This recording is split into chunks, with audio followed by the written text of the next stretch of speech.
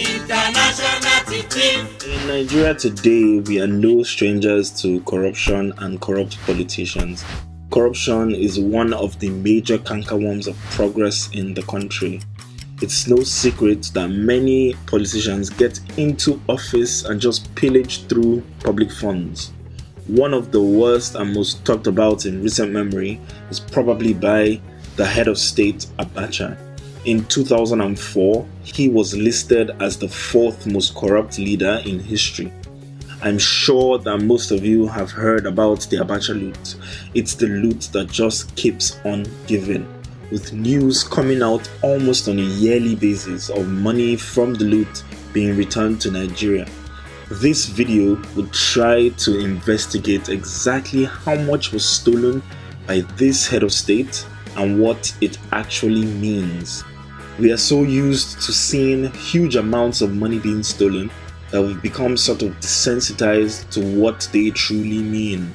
This is the Abacha loot explained.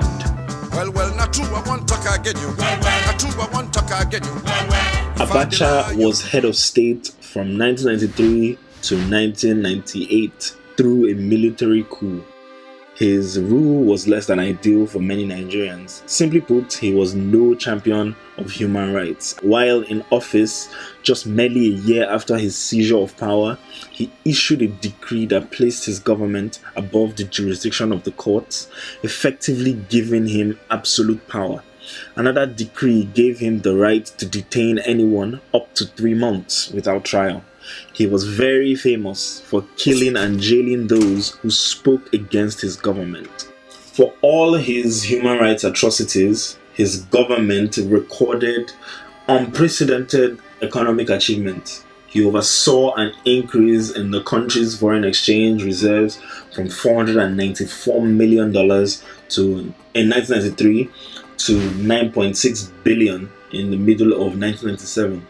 He reduced the external debt of Nigeria from $36 billion in 1993 to $27 billion by 1997. He also reduced the inflation rate from 54%, which he inherited from Babangida, to 8.5% between 1993 and 1998.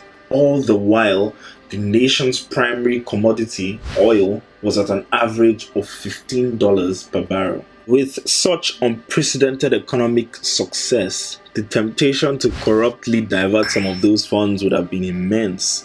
His regime was accused of being extremely corrupt. According to Transparency International, the former military dictator looted between $2 billion and $5 billion of public money during his 5-year rule. So, if we assume that he stole $5 billion, what is $5 billion?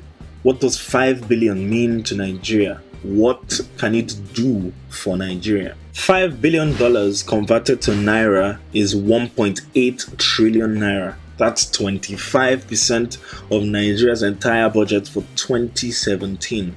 To put this in more context, with the minimum wage at 18,000 Naira per month, 5 billion would pay the salaries of 8.3 million minimum wage workers for a year.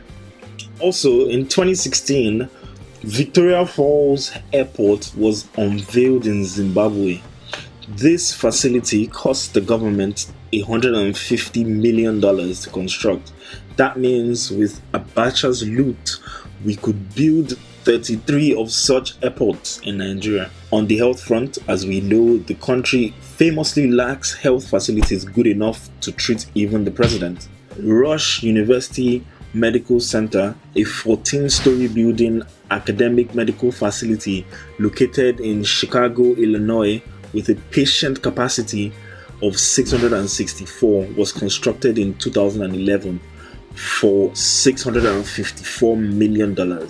This facility includes an advanced imaging center for such procedures as MRI, CT scans, and ultrasounds. So, with Abacha's loot, we could approximately have 8 of such facilities in the country. And will the president need to fly out of the country if such a facility existed here?